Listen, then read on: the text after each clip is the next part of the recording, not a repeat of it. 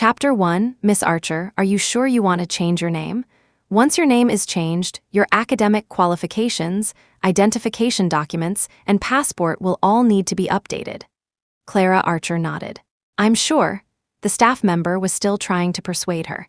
It's actually quite a hassle for an adult to change their name, and your original name is quite lovely. Why don't you reconsider? No need to reconsider. Clara signed the name change consent form. Thank you for your trouble. All right, the name you want to change to is Nova Archer, correct? Yes. Nova, flying to a distant place. This was her plan for her future. She wanted to leave this place completely. Clara asked, "Excuse me, can I go and change my passport name now?" Yes, this is your name change receipt.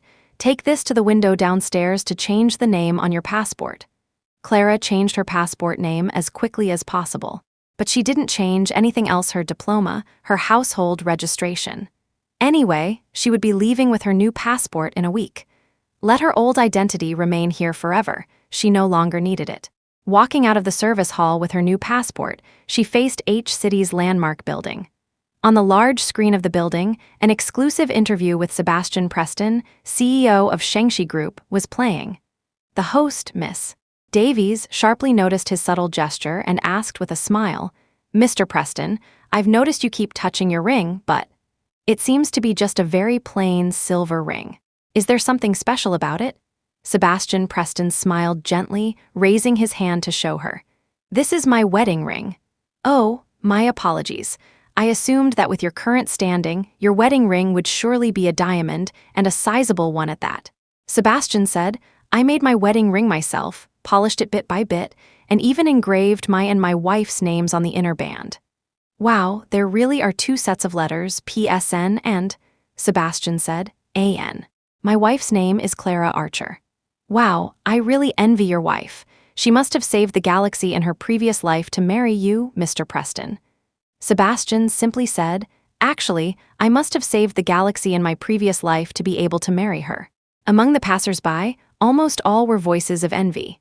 Only the person at the center of it all, Clara Archer, she merely gave a sarcastic smile. She and Sebastian Preston had once been deeply in love. From school uniforms to wedding gowns, they had walked together for 15 years. In the eyes of classmates and teachers, they were the most loving couple. Until 2 months ago, she received a picture from a strange woman. The girl looked to be in her early 20s, but she was wearing seductive stockings and a nightgown. From her neck down to her chest, it was covered in bluish-purple marks. No need to guess. She had just experienced a fierce battle. She made a V sign at the camera, and on her index finger, she wore a silver ring, slightly too large, likely a man's. Engraved on the ring was a line of English letters, PSNAN. Later, she saw the girl in Sebastian's office. Her name was Jenna Lane, a fresh college graduate, 21 years old, Sebastian's newly hired personal assistant. At that moment, Clara's mind went a little blank. She really wanted to rush into Sebastian's office and ask, "Does personal assistant include sexual assistance?" But then, she gave up. In that photo, Jenna Lane's body, covered in marks, had already provided the answer. Amidst the surrounding gasps of amazement and envy, Clara left and went to a jewelry processing shop. When she took off the ring from her left ring finger, the pain was excruciating. "Miss, what kind of jewelry would you like to have processed?" "This ring, please melt it down for me." "This ring has an inscription on it. It must have special meaning. Are you sure you want to melt it?" "Yes, please do it as soon as possible." Half an hour later, Clara returned home with a beautifully packaged jewelry box. When Sebastian came back, it was already past 10 at night. He was holding a bouquet of flowers. "Sorry, Clara, I've been busy with work lately and haven't had time for you. I brought you your favorite freesias. Do you like them?" When he leaned in, Clara smelled a woman's perfume on him. Tilting her head, she saw a small bite mark on his Adam's apple. There was also a woman's lipstick mark on his shirt collar. Bright red, very obvious. Clara sneered inwardly. "Are you busy with work or busy cultivating things with Jenna Lane?" "Why aren't you saying anything?" Clara pushed him away. "I'm just a little tired." "Then I'll carry you to bed." Saying this, he bent down, preparing to carry Clara in his arms. Clara pushed him away again. "You're tired too. Take a shower and rest early." Sebastian reached out to take her hand, but suddenly noticed something. Clara, where's your wedding ring? Chapter 2, I took it off. But I made this myself, the proof of our love. Why did you take it off? Clara said perfunctorily, I've gained some weight recently, it doesn't fit anymore. Only then did Sebastian's expression soften slightly, and he smiled again. Then I'll take it to the jewelry store to get it resized another day. We'll see. By the way, what's that on the table? Sebastian pointed to the exquisite jewelry box on the table, somewhat surprised. Clara, is this a gift for me? Clara nodded. Yes. Inside it was a small silver ingot. She had melted their wedding ring and put it in there. Sebastian, however, was very happy. What day is it today? Clara proactively prepared a gift for me. Clara's heart sank even further. Today is our wedding anniversary. Sebastian's face instantly turned very ugly. He coaxed Clara, almost fawningly. I'm sorry, Clara, work has been really busy lately. How about we go out to eat tonight? I'll book a restaurant right now. No need, I've already eats. Then I'll take you out to see the night view, take a walk by the river. I'm tired, I want to sleep. Sebastian, as if trying to please her, wrapped his arms around her waist from behind. Come on, Clara, we haven't walked together in a long time. I feel like you've been a bit cold to me lately. If this goes on, I'll start to suspect my Clara has had a change of heart. Have I had a change of heart? It was clearly you who had someone else in your heart first. Your heart left me first. And this time, I will take back my heart forever, along with myself, completely. On the way out, Sebastian drove, smiling and telling her about recent happenings. Clara sat in the passenger seat, head turned towards the window, deaf to his words. Because just as she was fastening her seatbelt, she had found a woman's stocking in the crevice of the passenger seat. Clearly worn. Then she stuffed it back in, pretending nothing had happened. Since she had already decided to leave, she didn't want to argue with him anymore. Apart from hearing useless lies, she would get nothing. If she couldn't get it, she didn't want it anymore. When they reached the riverbank, Sebastian got out of the car first and helped her open the door. Clara, we're here. Clara didn't actually want to come, but this riverbank was a place they often visited when they first got together. Since it started here, let it end here. Wow, isn't that Mr. Preston from TV, today the one who made his own wedding ring? I remember what a perfect husband. He even shielded his wife's head from the car roof so she wouldn't bump it when getting out. Awa so considerate. Just as they were talking, Sebastian's phone rang. He said somewhat apologetically, Sorry, Clara, wait for me a moment. It's work stuff. I'll take this call and be right back. Go ahead. Wait for me right here, don't wander off. Naturally, there was another burst of exclamations from the surroundings. Mr. Preston treats his wife like a daughter, even afraid she'll get lost. He spoils her too much. Only Clara, her face impassive, stood by the river, gazing at the glittering surface of the water in the night. When Sebastian saw the caller ID just now, the smile at the corners of his lips couldn't be suppressed. Affectionate, sweet, with a hint of teasing. How could it be work? But she couldn't be bothered to expose him. It was a bit cold by the river, so she decided to go back to the car and wait. On the car's infotainment screen, Sebastian's social media account hadn't been logged out. It was synced with his phone. The chat history was scrolling message by message. The person on the other end was named Kitten. Sebastian, miss me? Kitten, the nights without you are a bit empty. Sebastian, naughty vixen, wasn't hurting you 7 times today enough. Kitten, not enough, darling, I want more. Sebastian, all right, when we get to work tomorrow in the office, I'll satisfy you. Kitten, heh, then I'll wear black stockings to work tomorrow. The subsequent conversation was even more obscene, filled with vulgarities and flirtation. Clara only felt a chill run through her entire body. She turned off the screen. She trembled all over, unsure if it was from the cold or anger, her nails digging deeply into her palms. Sebastian returned quickly, in about 15 minutes. Sitting back in the car, he clutched his chest and let out a deep sigh of relief. I turned around after finishing the call and didn't see you. You scared me to death. Thank goodness you're all right. Clara no longer wanted to look at his hypocritical face. She lowered her head, looking at her hands. It was cold outside, so I came back to the car. Good. Stay wherever you like. Clara suddenly looked up. Having read their chat history, this sentence took on another meaning for Clara. Stay wherever you like. That stocking in the crevice of the passenger seat. Could it be that they had done it in the passenger seat too? Clara suddenly felt nauseous, pushed open the car door and threw up. Chapter 3. Sebastian was frantic, rushing forward to check on her. "Clara, what's wrong?" Clara vomited until she was dizzy and disoriented, unable to recover for a long time. She didn't understand. Why would Sebastian, who loved her so much, cheat on her? Wasn't he afraid she would find out? Or did he think he was being discreet enough, completely capable of hiding it from her forever? The evening breeze blew, and Clara's mind cleared somewhat. Sebastian asked her, "Are you okay, Clara? If you're not feeling well, I'll take you to the hospital now." "No, I probably just ate something bad for dinner." "Then come find me at the company tomorrow, and we'll eat together." Clara gave a cold laugh. Go to the company to watch you and Jenna Lane tumbling around in the office? She suddenly had a mischievous thought. "All right, then I'll go to the company with you tomorrow morning, keep you company while you work, then we'll have lunch together, and in the evening we'll go home together."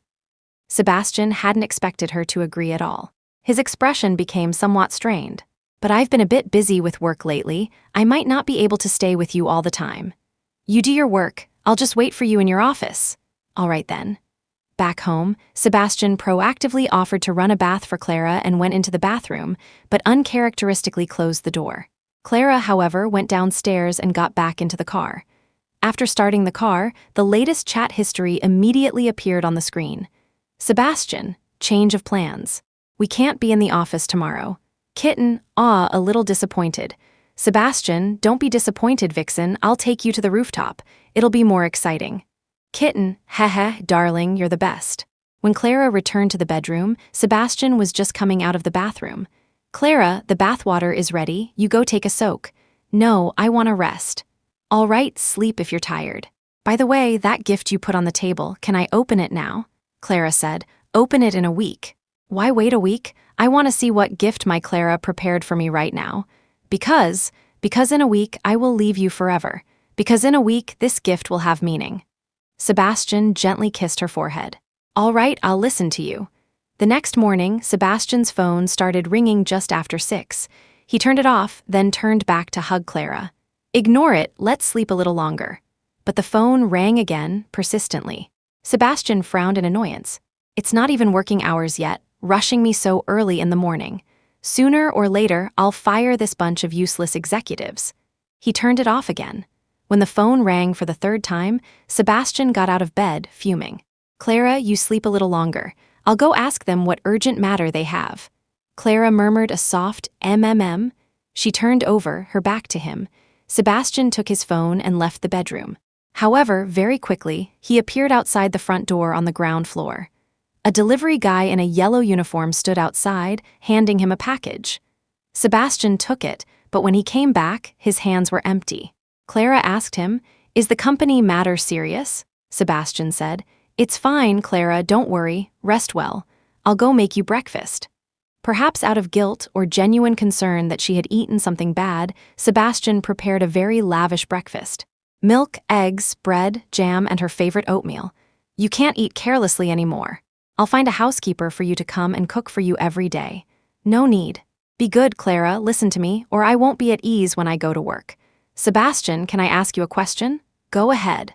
Clara put down her knife and fork and asked faintly, "The 7-year itch, do you think there's any truth to it?" Sebastian immediately showed an expression of utter disgust.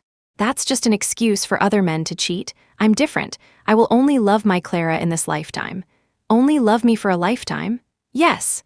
"Then what if you fall in love with another woman?" "Then let me be struck by lightning and die a horrible death." Clara smiled sarcastically. "Such a heavy vow, aren't you afraid it will actually come true?" "I'm telling the truth, why should I be afraid?" Clara picked up her knife and fork again, spreading jam on her bread. Sebastian said, "Clara, you have to believe me." Clara just said, "Let's eat." "You still don't believe me. Do I have to cut my heart out for you to see before you believe me? There are people waiting for you at the company. Don't be late." Sebastian finally relaxed and sat down opposite her. "Let them wait a bit longer. A bunch of useless fellows, I'll fire them sooner or later." "Fire her, would you bear to?" Clara said her, not them. She didn't know if Sebastian caught it or not. She only heard him say, "Apart from you, there's nothing I wouldn't bear to part with." Chapter 4. After breakfast, they went to the company together. But Clara really couldn't stand the passenger seat, so she insisted on sitting in the back. "I get carsick. The back row is more comfortable, I can get some air. Sebastian didn't force her. All right then, I'll try to drive as steadily as possible. At the company entrance, Sebastian jogged over again to help her open the car door. When Clara got out of the car, she was once again watched by the employees during the morning rush hour. A few Shangxi Group executives even jogged over, fawning, "Mrs. Preston is here. Mr. Preston always mentions you love bubble tea. I'll go buy some for you right away." Another one said, "I'll buy the snacks. Mrs. Preston likes small cakes." Sebastian scolded with a laugh, "Don't you all feed her anymore. Clara's gained a little weight, her wedding ring doesn't even fit." "Mr. Preston, you're wrong about that. Mrs. Preston looks very slim. If the wedding ring doesn't fit, it must be the ring's fault, it shrank." Go, go, go, if you're going to suck up, at least don't make it so obvious. How can silver shrink? You don't understand. Mr. Preston loves Mrs. Preston so much. As long as Mrs. Preston is happy, Mr. Preston will be happy, and then won't we all have a good time? Sebastian smiled, good-naturedly saying, all right, you've all figured out my weak spot." Everyone burst into laughter. Clara was practically escorted into Sebastian's office. Fruits, snacks, bubble tea, everything imaginable was there. Sebastian even used his computer to find a TV show for Clara. "Clara, I have to get busy. You just relax here. If you need anything, just call for little Wang outside." Clara deliberately asked, "Where's your personal assistant, Jenna Lane?" "Why haven't I seen her today?" Sebastian said. "I don't know either. I'll have HR call her later and ask." Before leaving, Sebastian dotingly stroked her hair and whispered, "Wait for me to come back, we'll have lunch together." Sebastian left. The executives also left. Clara, however, noticed his phone on the desk. She hurriedly chased after them, only to overhear the conversation of those same executives. "Rooftop, Mr. Preston and Jenna Lane are getting more and more adventurous. What can you do? Who knew Mrs. Preston would suddenly come to the company today? They had to change locations. So, do we still need to send condoms to Mr. Preston today? No need. I saw Mr. Preston when he went up just now. He had several boxes in his pocket. Haha, Mr. Preston is really something. He can even buy condoms right under Mrs. Preston's nose. Delivery services are so convenient now, you can buy anything." Clara suddenly understood. So, those persistent calls in the morning were from the delivery guy. He had placed an order early in the morning, asking the delivery service to buy condoms for him. It seemed he was really looking forward to today's rooftop rendezvous, starting preparations so early. I wonder if a few boxes will be enough. Last time, Mr. Preston and Jenna Lane were in the car for a whole day and night. The next day when Jenna Lane came to work, her walking posture was strange. "If it's not enough, just send him more as subordinates. We have to serve the boss well, don't we? Didn't you just say you have to serve the boss's wife well? What does she know? A cup of bubble tea and a few small pastries can coax her. With Mr. Preston's status and position, who doesn't have a few women on the side? Anyway, with money and power, playing with women is normal, as long as you can hide it from the one at home." True, she looks particularly naive. It shouldn't be hard to hide it from her. Just as they were talking, Sebastian appeared. "Don't talk nonsense in front of Clara, do you hear me?" The executives nodded repeatedly. "Understood, Mr. Preston, we know what to do." One of them asked, "Mr. Preston, why did you bring Mrs. Preston today? You and Jenna Lane have to hide on the rooftop, and we have to be careful when we speak." Sebastian shot him a glare. "Clara is the boss's wife of this company. She can come whenever she wants. Does she need your permission?" Yes. Sebastian warned them again with a stern face, "Take good care of Clara. She had an upset stomach yesterday. Don't give her anything raw or cold. Also, if anyone dares to speak about my affair with Jenna Lane, pack your things and leave immediately, understand?" The executives nodded with fawning smiles. Clara didn't hear the rest. She had quickly returned to Sebastian's office and placed his phone among a pile of snacks. After a while, Sebastian came in. He still had that gentle, gentlemanly look. "Little greedy cat, what are you eating that smells so good?" The words "little greedy cat" sent a shiver down Clara's spine. She endured her discomfort and asked, "Weren't you in a meeting? Why are you back? I left my phone here, did you see it?" Clara shook her head. "No." Sebastian rummaged through the pile of snacks and found his phone. "Oh, it was mixed in with the snacks. You eat slowly, I'm off then." Ring, ring, ring. This time, it was Clara's phone. She answered it. Hello, is this Miss Nova Archer? Yes, it's me. Hello, Miss Archer. We have successfully issued your ticket for the flight to Norway in a week. You can board directly with your passport at that time. Do I need to bring any other identification besides my passport? No, your passport will be sufficient. Okay. After hanging up, Sebastian looked somewhat puzzled. Passport. Clara, what do you need a passport for? Chapter 5, Clara said, It's a friend of mine. She lost her passport and asked me how to replace it. Sebastian quickened his pace and hugged her tightly. You scared me to death. I thought you were going abroad without me. Clara turned her head and threw up again. He had a strong, cloying, Swedish smell on him, mixed with a woman's perfume. Sebastian patted her back with concern. What did they give you to eat again? I clearly told them you have a sensitive stomach these 2 days, and they must take good care of you. You wait, I'll go fire them all. This time, Clara used all her strength to push him away. Fire whoever you want, but can you stop doing it under the pretext of doing it for me? Sebastian was somewhat taken aback by her sudden outburst. Clara, are you angry with me? Because I was busy with work all day and didn't accompany you. He said, How about this, tomorrow I'll postpone all my work and only spend time with you, okay? Clara laughed, a laugh filled with anger. Only spend time with me? Yes, only with you. Clara took a deep breath and exhaled slowly. I hope you mean what you say. That night, for some reason, it suddenly started to rain heavily. From the moment Clara returned home, she kept vomiting. Sebastian wanted to get close to her, but Clara vehemently rejected him. Don't come near me. The smell on you makes me want to vomit even more. Sebastian sniffed his sleeve and said, Maybe you don't like the scent of my cologne. I'll change it next time. Sebastian Preston, you should know in your heart that it's not about the cologne at all. All right, don't be angry. Then I won't wear any perfume from now on, okay? Clara washed her face with cold water, looked up, and stared at her reflection in the mirror. And outside the bathroom, Sebastian was anxiously waiting, holding a cup of hot water. She just didn't understand why, even now, when he was covered in the Swedish smell of intimacy and Jenna Lane's perfume, he could still act so righteously in love with her. She didn't understand why Sebastian seemed to care about her, yet still unscrupulously betrayed their relationship. Was it true, as the executive had said? It's nothing for men to play around with women outside, as long as they can hide it from the woman at home. He had misjudged her. She wasn't that naive and easy to deceive, nor was she willing to abandon her bottom line to that extent. Since it was no longer wholehearted love, she didn't want any of it. The next morning, Sebastian took her to the hospital. After a series of tests, Dr. Evans gave his conclusion. It should be stress-induced gastroenteritis. Sebastian asked, What is stress-induced gastroenteritis? It means the patient has recently experienced significant emotional stimulation, which has had a major impact on her, leading to abnormal gastrointestinal function and thus the vomiting. Sebastian asked Clara, have you encountered anything unhappy recently? Tell me, maybe I can help you solve it. Clara turned her face away, avoiding his closeness. You can't solve it. Tell me first. There are very few things in this world that I can't solve. Yes, this matter really could only be solved by him.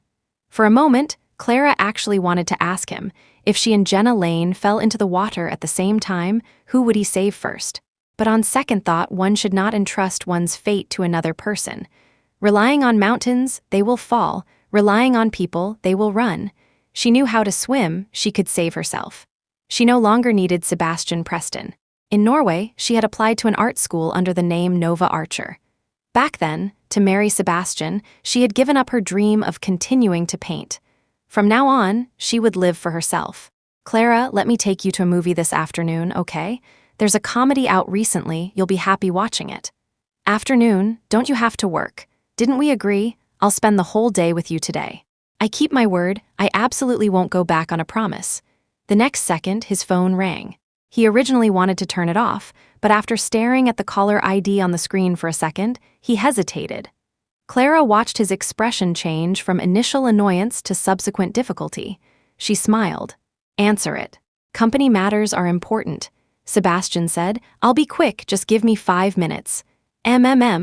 Sebastian was about to go out with his phone when Clara stopped him. Just answer it here.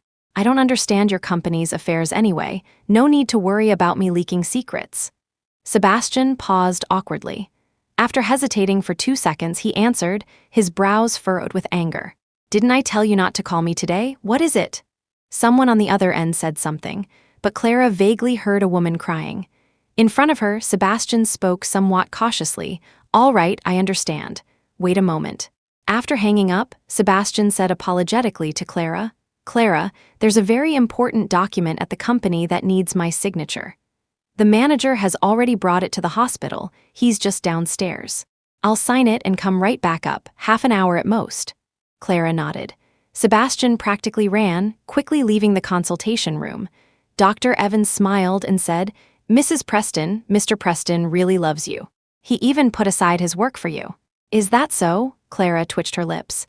Excuse me, doctor, I need to use the restroom. All right. Exiting the consultation room, Clara happened to see Sebastian, unable to wait for the elevator, running down the stairs. He indeed went downstairs, but to the floor below it was the obstetrics and gynecology department. Buzz, her phone vibrated. Jenna Lane, Miss Archer, I'm so sorry. He might not be able to accompany you today with just one call from me. He'll rush to my side. Chapter 6, Jenna Lane's messages kept pouring in. Jenna Lane, by the way, look at this. Image, this is my ultrasound report. I'm pregnant. Clara enlarged the image and finally saw clearly the first line on the report. Embryo 8 weeks, threatened miscarriage. Jenna Lane, yesterday we did it countless times on the rooftop, tried all sorts of positions. Maybe it was too rough, the baby has signs of a threatened miscarriage. Oh dear, it's all his fault. He said being with you at home was like being with a dead fish. No fun at all, but with me, he wants to play something exciting. Jenna Lane, the doctor said that whether it's to protect the pregnancy or have an abortion, the baby's father needs to sign. I could only call him down. After all, compared to gastroenteritis, his child is a bit more important, don't you think? Clara took a taxi from the hospital by herself. She went to a law firm. Hello, I'd like to retain your firm to help me draft a divorce agreement. She asked for nothing, and the lawyer, Mr. Alastair Finch, was very reliable. In half an hour, she had the complete divorce agreement. Mr. Finch told her, the husband's signature is not required. As long as you are separated for 2 full years, this divorce agreement will automatically take effect. When Clara came out with the divorce agreement, Sebastian happened to call. Clara, where are you? I've searched the entire hospital and can't find you, Clara said. I waited for you for a long time, but you didn't come, so I went home first. Good, as long as you're home safe. I'm sorry, Clara, there really is something at the company that requires me to go personally. I might have to go on a business trip for a few days. Take good care of yourself at home alone. Next week I'll definitely clear all my work to be with you. Clara sighed deeply. A lie told 1,000 times, no one will believe it anymore. She no longer felt any emotional fluctuations. You go ahead. My Clara is the most understanding. Be good, hubby will bring you freesias when he comes back tomorrow. Understanding? Clara asked. Sebastian Preston, do you just like women who act coy and clingy, who pester you endlessly? I'm too understanding, so I'm boring, is that it? Sebastian froze for a moment. How could that be? Of course, I like you the most. Whatever you're like, that's what I like. Sebastian Preston, will you fall in love with another woman? Of course not. If you have a change of heart, I will leave you forever. Sebastian chuckled. You can run all you want. I can lock down the airports and train stations. As long as you're still called Clara Archer, I will never allow you to leave me. But, on my passport, I'm no longer called Clara Archer. My name is Nova Archer. Clara emphasized again, I'm serious. If I have a way to leave you, I have a way to make sure you can't find me. Sebastian still smiled, as if teasing a cat. All right, then you run first. I'll give you 3 days, then I'll come find you. I told you, as long as you're still called Clara Archer, no matter where you run, I can find you. You can't shake me off. Can't shake him off? Clara smiled. Then let's just wait and see. Chapter 7, 3 days left, until the plane took off. Jenna Lane sent a photo of Sebastian Preston barbecuing by the sea. Jenna Lane, to celebrate my pregnancy with his child, he's treating me to a vacation in the Maldives. He said it's hard for me being pregnant, so I should just lie down and wait to be fed. Clara didn't reply. She just met up with a few close friends for one last gathering. After all, they might not be able to see each other again. Clara had a lot of fun at this gathering. 2 days left until the plane took off. Jenna Lane sent another photo of Sebastian reading a book, but the book was titled Early Childhood Education Guide for Babies. Jenna Lane, the new dad, is very concerned about the baby's education. It's still a little bean in my belly, and Daddy already talks to it through my tummy every day. Clara still didn't reply.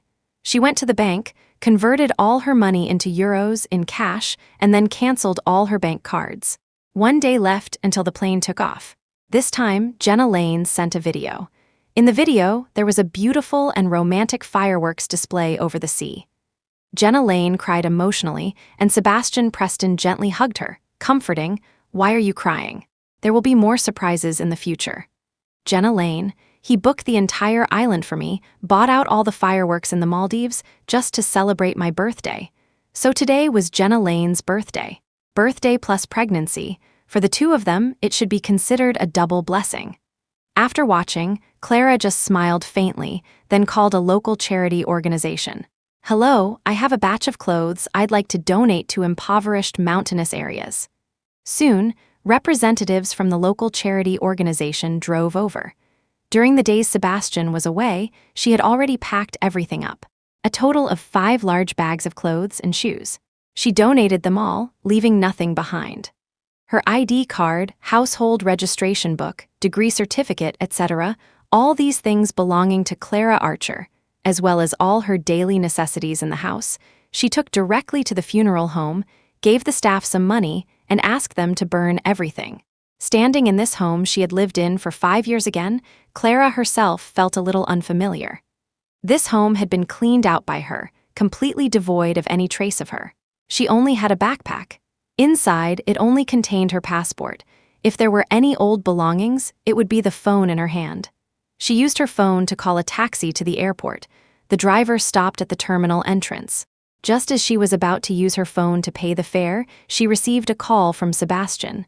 "Clara, I'm back from my business trip. I'm coming home to pick you up now. Let's go out for dinner."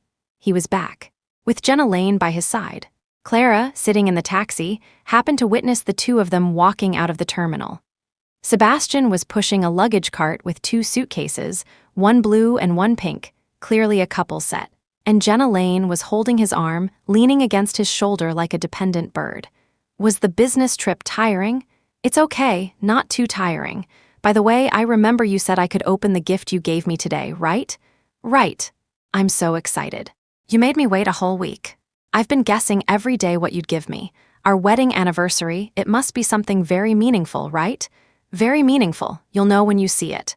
Okay, then wait for me. I'll be home in about 2 hours.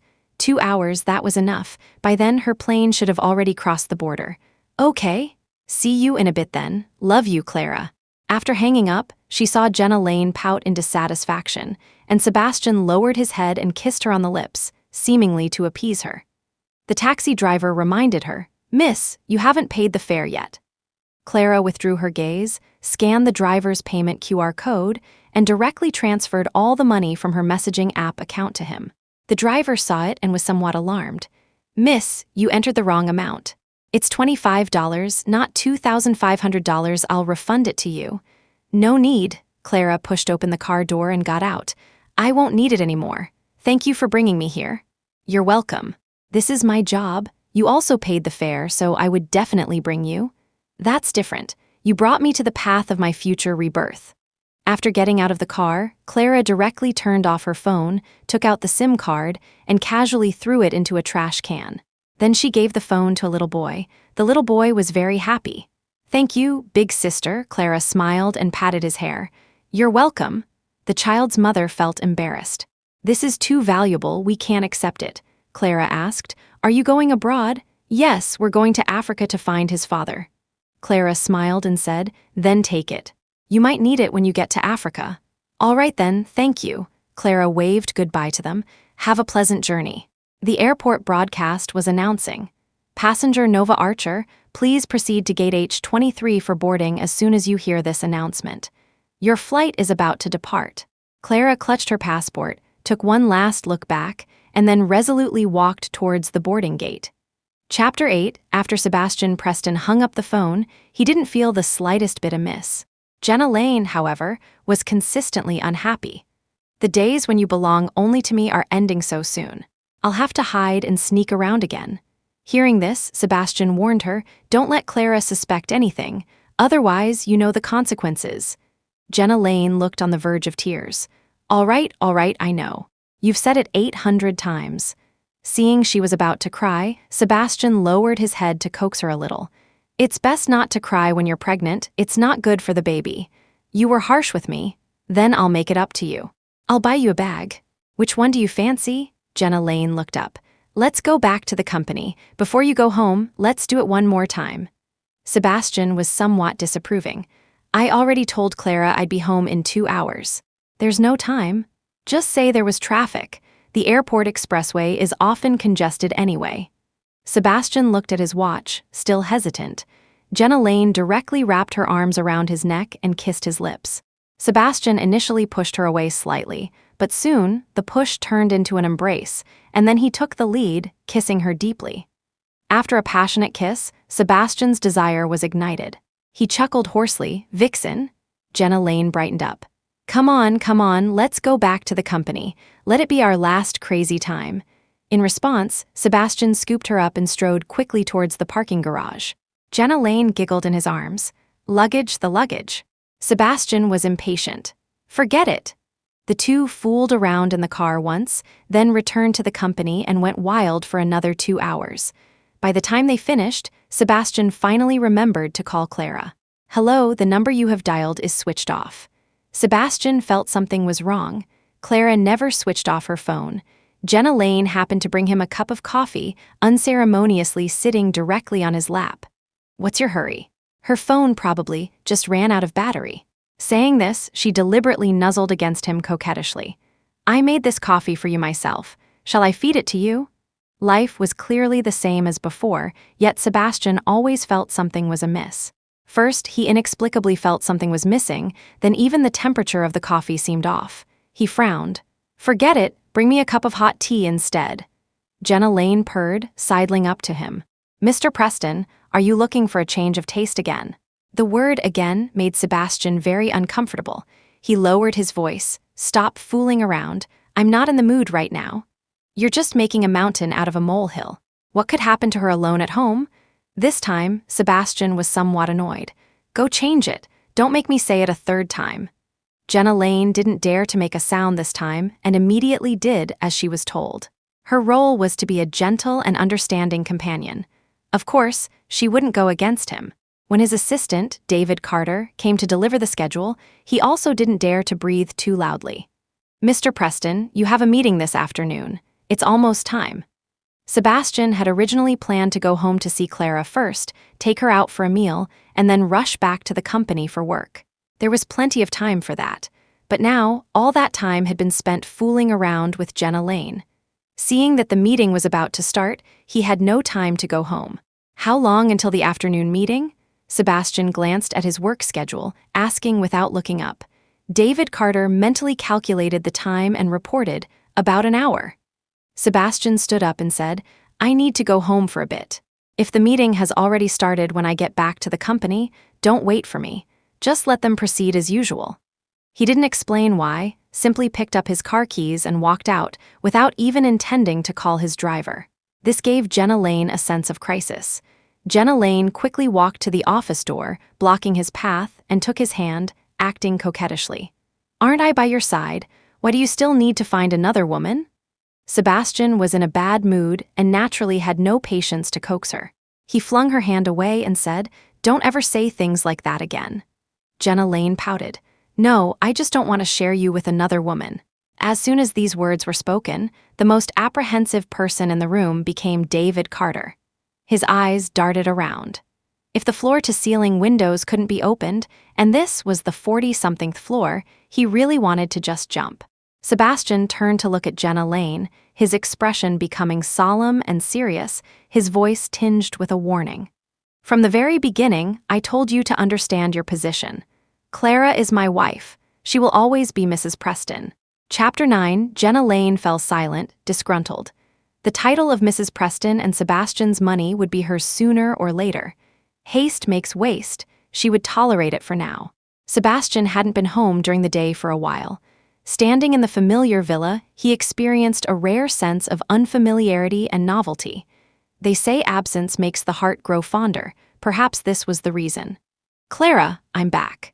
He called her name, walking briskly through the courtyard and into the living room. The flowers and plants in the courtyard were neatly trimmed, and the furnishings inside remained unchanged, spotless everywhere, showcasing the owner's taste and style.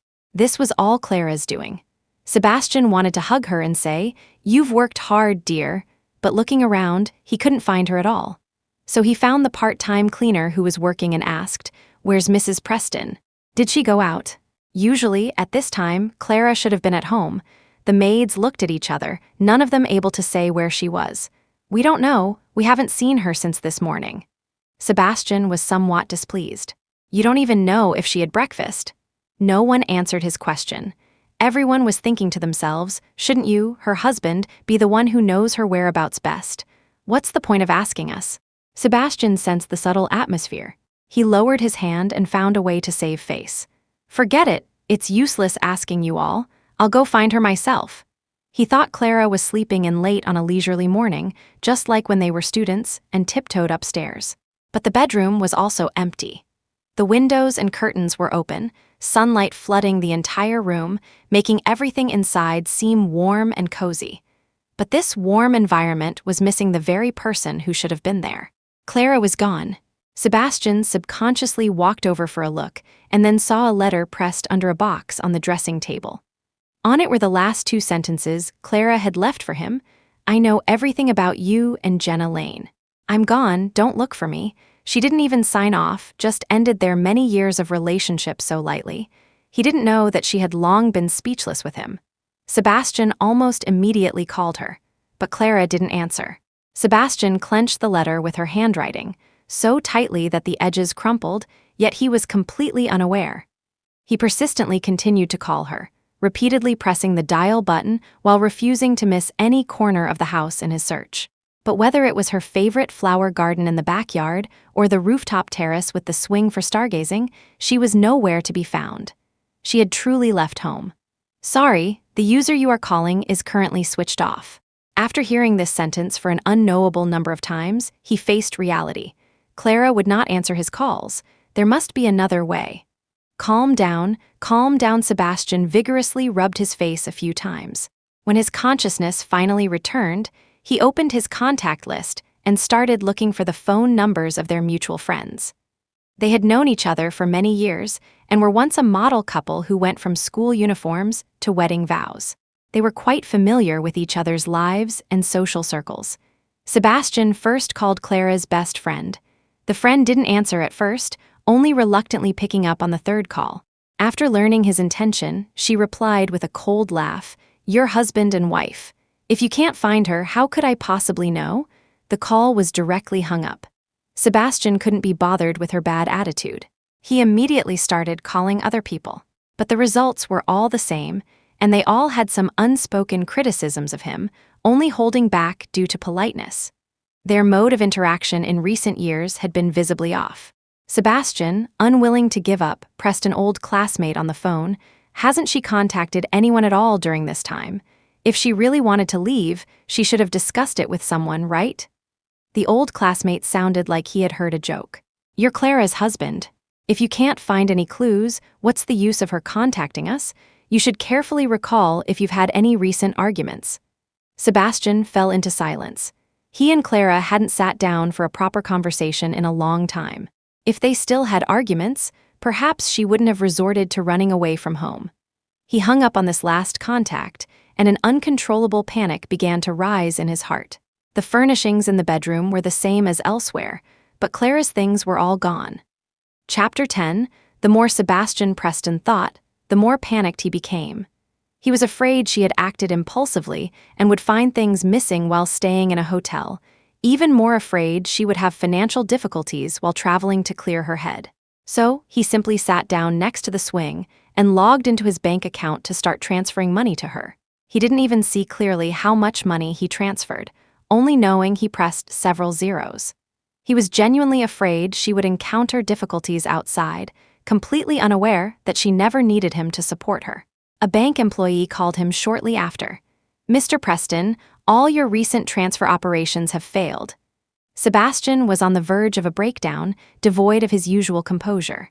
He asked directly, "Is there a problem with the transfer limit or frequency? I can prove these are my own operations. If you need a verification code and signature, I can provide them immediately. I want to transfer money to my wife."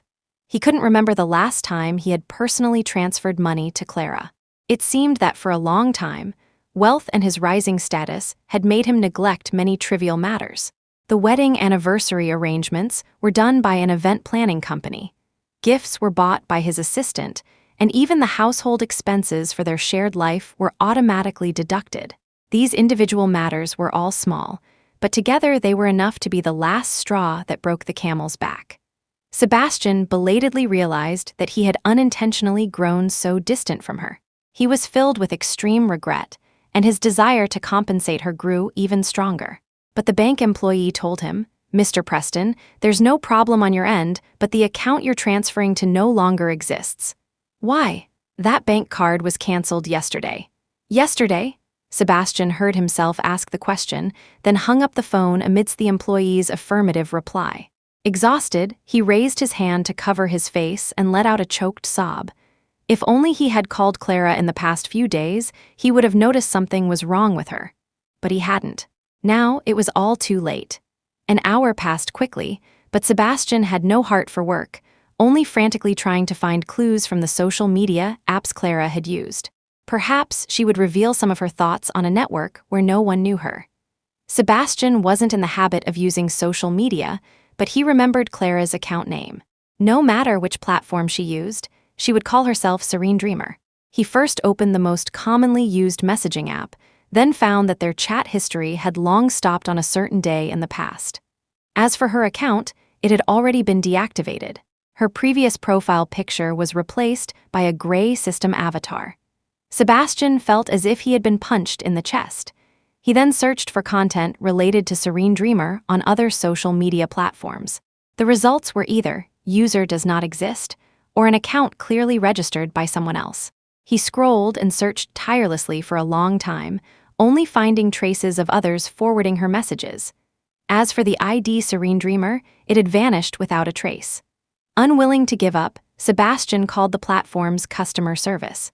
He provided Clara's personal information and requested, "I've read your platform's rules. A deactivated user can withdraw the application within 7 days. I want to restore her data now." The customer service representative did not agree. "Sir, the withdrawal application must be made by the person herself." Sebastian unreasonably stated, "I am her husband. Can't I withdraw it on her behalf?" "I'm very sorry, sir." "Fine, I will file a complaint against you." "Wait for a court summons, don't think I don't know. You have this information in your backend.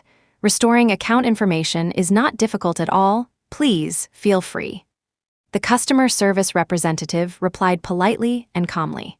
They had seen many strange people and wouldn't take threats to heart. Legal procedures would have to be followed eventually anyway. Seeing that the customer service was unyielding, Sebastian instantly deflated. He hung up the phone, then used his connections to contact the person in charge of the platform, softening his tone to request their help. "I know you have regulations, but my wife has run away from home. She didn't take anything with her before she left. Even her social media accounts and bank cards were canceled.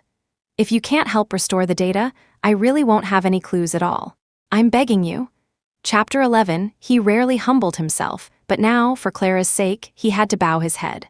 Fortunately, after the other party confirmed that his wife was indeed missing, they chose to relent. Sebastian got Clara's social media account as he wished. Her profile picture was one of her own paintings, giving off the same impression as her, and her account nicknamed an indescribable sense of dignified serenity. Clara wasn't usually a talkative person, but she had unexpectedly documented her life online for many years. She was one of the first new users of this social networking site. The earliest mood entry was sent shortly after they started dating. "We're together," the emoticon's popular back, then seemed outdated now, but Sebastian still smiled knowingly. Even after so many years, he could still feel the sweet joy Clara felt when she was in love with him. She once loved sharing her life on this account. Paintings she practiced in her leisure time, gifts he gave her when they were dating, the bridal bouquet from their wedding, and the meticulously trimmed flower garden after marriage. Sebastian looked at them one by one, his heart softening as if a piece had caved in. But just as he was greedily reminiscing about the past, she stopped posting photos and sharing her life. The last content related to it was a picture of the starry sky taken from the rooftop swing, dated half a year ago. Did something happen back then? He tried hard to recall, and then it hit him it was shortly after he had gotten involved with Jenna Lane. He thought he had hidden it very well, but unexpectedly, clues were still discovered. An unprecedented wave of regret swept over Sebastian. He mustered the courage to click on the last text entry Clara had posted. It was sent late last night, and the content was extremely brief. "This is the end." Clara left no hints in the record, but he knew those words were definitely meant for him. As she put a period at the end of that sentence, she also completely severed their many years of relationship. Sebastian spent the day in a daze. After nightfall, the once warm home turned into a cold building. He lay alone in bed, enveloped by a huge sense of emptiness. This feeling was truly awful. His phone lit up several times by the pillow. It was Jenna Lane messaging him again, asking him out. But he didn't look at it even once. Sebastian lay awake until midnight, then, unable to sleep, he turned on the bedside lamp and got up. He moved to the side of the bed where Clara used to lie, trying to feel her lingering warmth. At least last night, she should have been lying here, right? He thought to himself, trying to recall the last time they shared a bed. But his heart felt colder than his body. The silk bedding was smooth to the touch, but it warmed up much slower than cotton. Many years ago, when he and Clara had just graduated and didn't have the money to pursue such luxurious comforts, they would hug each other for warmth before sleeping every night. Sebastian suddenly missed her terribly, his heart aching intensely, as if it were being tightly squeezed. Until the alarm clock at midnight sharp jolted him from his thoughts. Sebastian could no longer stay in bed. He suddenly remembered that Clara had left something for him, that beautiful jewelry box. He quickly walked to the dressing table and picked it up. The box was small, fitting in the palm of his hand. But when he opened it, the contents weren't some exquisite piece of jewelry, but a small, oddly shaped lump of silver. Sebastian didn't understand at first. Why would Clara give him this? He habitually caressed the wedding ring on his left ring finger, the silver ring he had polished himself. Suddenly, he was struck as if by lightning this small silver lump. It was her wedding ring. She had melted her wedding ring grief beyond death. He finally accepted the reality Clara hadn't just run away or thrown a tantrum. She wasn't coming back. Sebastian had no mood to celebrate his birthday. He drove to the police station overnight, panting, I want to report a case. My wife is missing. It's very likely she committed suicide. Clara was an adult, free to come and go, not restricted by anyone. If he wanted to report her missing, he needed a plausible reason, otherwise, it would just be rejected. The police accepted his report and accompanied him in his search until dawn, but they found nothing. A policewoman asked Sebastian, "Have you and your wife had any conflicts recently?" Sebastian stammered, "No, our relationship has always been very good." The policewoman was experienced and immediately saw he was hiding something. She reminded him, "If you genuinely want to find your wife, please tell us the situation truthfully, otherwise we can't help you." I found a mistress outside, and it seems she found out." Sebastian's face burned. Chapter 12, this should have been proof of his charm. But at this moment, he belatedly realized how shameful it was, especially since Clara had left him for such a reason. The policewoman bluntly asked, "So your wife left home because you cheated on her?" Sebastian didn't say anything, just nodded with a strange expression. Fortunately, an unknown call came in time to rescue him. He answered it, hoping it was Clara willing to contact him. The caller was a man who claimed to be a lawyer from a firm. "May I speak to Mr. Sebastian Preston? I am the lawyer commissioned by Miss Clara Archer. I have something I'd like to discuss with you in person. I wonder if you're available now." "Available? I'll be right there." Sebastian didn't bother explaining to the police. He lied about having other business and drove over as fast as he could. Sebastian only wanted to see the lawyer as soon as possible and then persuade Clara to come back. For this, he ran countless red lights on the way and endured countless insults from passers-by, but he didn't care at all. Until the lawyer, Mr. Alastair Finch, handed him a divorce agreement. Sebastian didn't even notice it. He looked around the law firm's office and anxiously asked, "Where's Clara? Is she still unwilling to see me? I have something to say to her, let her come out." "I'm sorry, I can't do that because Miss Archer isn't here at all. She has fully entrusted the divorce proceedings to my law firm. If you have any objections, Mr. Preston, just tell me." Mr. Finch raised the hand holding the divorce agreement slightly, and only then did Sebastian notice its existence. Sebastian's face instantly turned very ugly. He took it, glanced at it once, and immediately tore the agreement to shreds, then forcefully scattered them all over the floor, saying through gritted teeth, "I will never divorce her," his eyes red, he emphasized. "I made a mistake, but which man in the world doesn't make mistakes? I already know I was wrong. As long as she doesn't like it, I will absolutely not see the people she dislikes again. That should be acceptable, right? Clara loved him so much. As long as they could meet again, she would definitely be moved by him." Mr. Finch smiled slightly and reminded him, "Mr. Preston, since you already know you are the party at fault, you should also be very clear that divorce is not only achieved through agreement, there is also divorce by judgment. Miss Archer said that if you don't agree, she will entrust me to sue. She doesn't even plan to tell me this in person." Sebastian looked at the lawyer in disbelief, trying to find a flaw in his expression that would indicate he was lying. Mr. Finch smiled politely. "Miss Archer said she doesn't want to see you. Everything that needed to be said was left in the letter." Sebastian let out a choked laugh. "Is that even a letter? She just left me 2 sentences. Anyway, I won't sign it. The divorce agreement is torn. I want to see her in person." His heart ached uncontrollably, as if something very important had been brutally ripped from his chest. Mr. Finch had anticipated such a reaction. He waited for Sebastian to calm down a little, then opened his folder, took out a new divorce agreement, and handed it over, saying, "Miss Archer instructed that she said the first divorce agreement would definitely be torn up by you, so she prepared 2 copies." Sebastian was furious, snatching it and about to tear it again. "Mr." Finch reminded him with a slight smile, "Mr. Preston, if you wish, you can tear up as many copies as you like. The original was personally reviewed by Miss Archer. There are as many as you want. When you're tired of tearing, I can print more. Anyway, the costs can be reimbursed." Sebastian instantly lost all his strength. His attitude changed faster than flipping a book. He pleaded, "I'm sorry, my attitude was bad earlier. Can you tell me where Clara is?" The lawyer's attitude remained unchanged. "I'm sorry, Mr. Preston, I don't know that." The implication was that she didn't want to see him, not even for a final time. Sebastian's attitude became even better. He discussed with the lawyer in a gentle tone, "How about this? As long as you tell me Clara's whereabouts, I'm willing to exchange one. No, 50 million USD for it. Mr. Preston, I cannot disclose information that my client does not wish to disclose. It's just one case. 50 million is enough for you to open another firm or even retire outright, no longer needing partners. This is a very good deal." Sebastian tried to tempt him into talking, but Mr. Finch was completely unmoved. "Mr. Preston, of course, I'd love to get rich overnight, but I hope to earn that money through my firm. Besides, I genuinely don't know Miss Archer's whereabouts. After she completed her commission, she only contacted me by phone." Sebastian clung to the last sliver of hope. "Give me the phone number she's using now. I'll pay for it just the same. She was using her previous number. I called her today, but no one answered."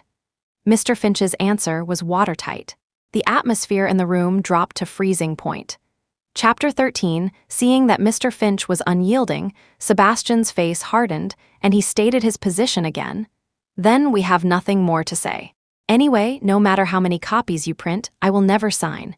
As for suing in court, suit yourself." He didn't believe Clara wouldn't appear in court. Before that, he would do everything possible to beg for her forgiveness. They had so many years of affection and countless shared memories. Seeing each other would evoke some sentiment.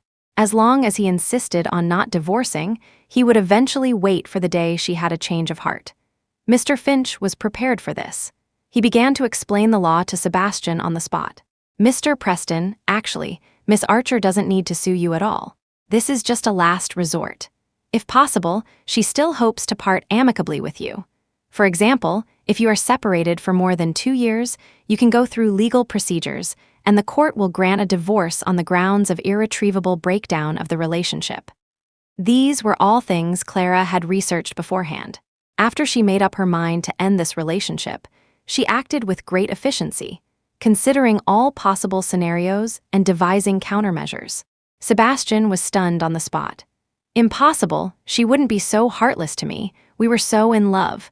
Would she negate me just because of one mistake? He selectively forgot his actions over the past 6 months, including his neglect of her. Mr. Finch didn't care what he thought, merely emphasizing the facts. Mr. Preston, it's no use asking me. The law is stipulated this way. If you think it's unreasonable, you can directly sue the law itself. Sebastian knew very well he couldn't win. He said stubbornly, then as long as I find Clara during this period and reconcile with her, it will be all right, right? This time, Mr. Finch smiled without speaking, choosing not to say anything. Divorce lawyers see countless infatuated men and resentful women. He had long seen that Miss Archer was determined to divorce. No matter how much this man in front of him struggled, it would be useless. Just as Sebastian was in a standoff with the lawyer, a call came from the police. Mr. Preston, we've located the last place Miss Archer's phone signal disappeared based on the clues you provided. Would you be able to come over? I'll be right there. The matter of the divorce agreement was temporarily put aside. Sebastian had never heard of the location provided by the police. He quickly entered the address into his navigation map and drove over at top speed. As far as the eye could see, it was a wasteland without even abandoned buildings, surrounded by garbage. The police were searching for something on site. This scene deeply wounded Sebastian. Countless images from crime dramas flashed through his mind, almost causing him to faint on the spot from the shock. A passing police officer supported him. Mr. Preston, please calm down first.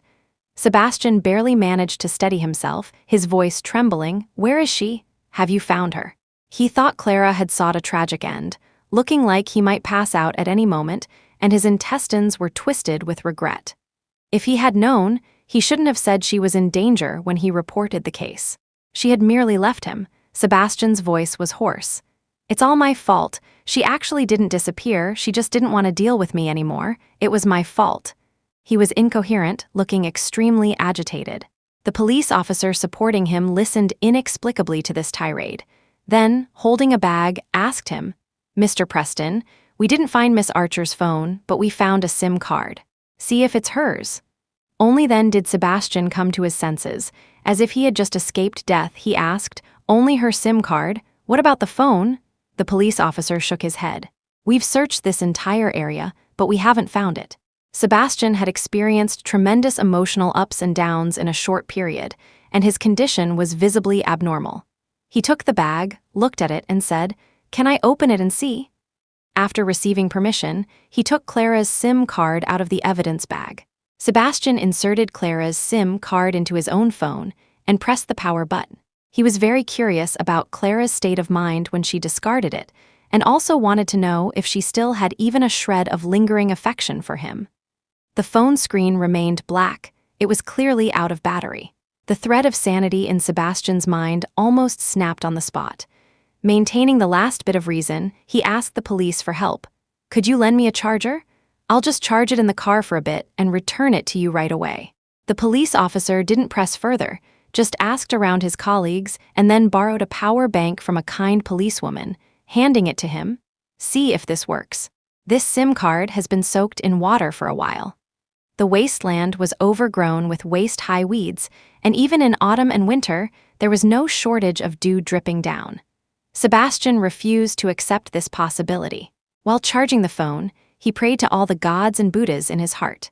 Perhaps because his prayer was sincere this time, the phone screen actually lit up after being charged. The first thing Sebastian noticed was the missed call notifications, almost all from him to her. Besides that, the only other things worth noting were countless unread messages. Sebastian gently tapped to open them and then froze on the spot. These messages were all from Jenna Lane to Clara. He had once thought the two of them had no private contact at all. Jenna Lane's wording in the messages was completely different from how she behaved in front of him. Chapter 14. Clara. You know Sebastian. He's sentimental, can't bring himself to be harsh. If you're willing, he can keep supporting you, but I still think it's better to clarify some things. There's no first come, first served in love. But if I had met him first, you two would probably be little more than old classmates now. A woman needs to know how to dress herself up. Otherwise, if you go around plain-faced every day, what man would want to come home? Youth, of course, is nothing remarkable, but it's better than being a middle-aged woman still trying to compete with young girls and having some self-awareness. Sebastian praised my beauty again today. Ta to this is the necklace Sebastian gave me. He designed it himself. Clara, you should be able to understand me, right? We are truly in love. As long as you agree, that house will be left to you as a breakup settlement because Sebastian will buy me a new one. Many similar messages were sent, each one short, and the wording wasn't particularly sophisticated. But calling her Clara repeatedly, always bringing up age and Sebastian, the green tea aroma was so strong it almost wafted through the screen. The policewoman who lent Sebastian the power bank happened to see a few messages and immediately sneered, her gaze towards him filled with more disdain. To allow an outside woman to send such messages to his own wife, even if he had no intention of divorcing, he was at least thinking of starting a small family outside. Perhaps only Sebastian himself thought that keeping Clara in the dark was the ultimate expression of his love for her. Sebastian frowned, feeling as if he had been plunged into an ice cellar. But these messages were just an appetizer. He scrolled up through the records and found that Jenna Lane had been sending pictures to Clara every few days. There were photos of gifts she had demanded from him, screenshots of him transferring amounts like 520, I love you, and 1314, forever to her, and even indecent photos of her leaning against him after he had fallen asleep. Looking at the scenes in the photos, Sebastian suddenly felt nauseous. He found himself utterly disgusting. The police officers nearby, at this point, could easily guess what had happened. Seeing his reaction now, their sympathy was very limited. Sebastian forced himself to return the power bank to the policewoman, his expression dejected as he pleaded, I want to go back and see. Please continue searching for traces of Clara. He no longer had the face to call Clara his wife in front of outsiders. On the way back, he called Jenna Lane, his voice colder than ever. Where are you? Come to my house. There are some things we need to clarify in person. Jenna Lane was overjoyed. When? Immediately. Sebastian hung up after speaking. He was exhausted to the extreme and had no energy left to resolve the issue elsewhere. As for the place he had arranged for him and Jenna Lane, he didn't even have the slightest thought of setting foot there. Now, just thinking about that place made him want to vomit, even though he hadn't had a sip of water since yesterday. Jenna Lane was much faster than him. When he drove home, she was already there and had seamlessly adapted to the role of a hostess, ordering the household staff around. Take down all those paintings, they're hideous. If you're going to hang something, buy some valuable famous paintings. Who wants her ugly things? Oh, and the carpet needs to be replaced too. I'll give you a brand later, get the most expensive custom-made one, otherwise my girlfriends will think I'm lying to them when they come over. Pull out all those flowers outside, I want the most expensive ones. She chattered excitedly, keeping everyone busy, while she herself flitted around like a butterfly, occasionally touching this, pinching that, plucking leaves from bonsai trees and casually tossing them aside. She didn't even restrain herself when she noticed Sebastian's presence. Jenna Lane ran to him with a beaming smile, pouting coquettishly, Why are you only back now? Have you decided where we're going to celebrate tonight? I think we should do it here. After all, I'll be the mistress of this house from now on. Oh, where's the chef? I want to order. In front of him, she had always been like this little girl, though a bit willful and vain, in his eyes, it wasn't a bad thing. Sebastian had treated her as a temporary amusement, never having high hopes, so naturally, he wouldn't be disappointed by her shallowness. Anyway, what he enjoyed was her admiration and youth. Only at this moment did he realize how terribly wrong he had been. He looked at her with cold eyes and asked, What are you wearing? Jenna Lane was immersed in the beautiful fantasy of soon becoming Mrs. Preston. Hearing this, she didn't sense anything amiss. She even twirled, holding her skirt. I found it in the dressing room. How is it? Doesn't it suit my figure? I looked around, and this was the only suitable one. This nightgown was designed for comfort and skin friendliness. On Clara, it would evoke thoughts of a cozy dreamland. But when Jenna Lane deliberately wore it with an open collar, it immediately looked vulgar. Anger instantly flared in Sebastian's eyes. That's a nightgown I bought for Clara. She hasn't even worn it yet. Chapter 15, Jenna Lane completely misunderstood his meaning, giggling as she threw herself into his arms. Isn't this even more exciting?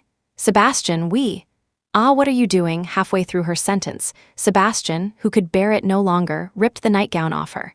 Sebastian ignored the screams in his ears, only stopping when the dress was completely thrown onto the floor. He hadn't looked Jenna Lane in the eye again from beginning to end. The servants were just there to earn a salary. Why would they want to see such a scene?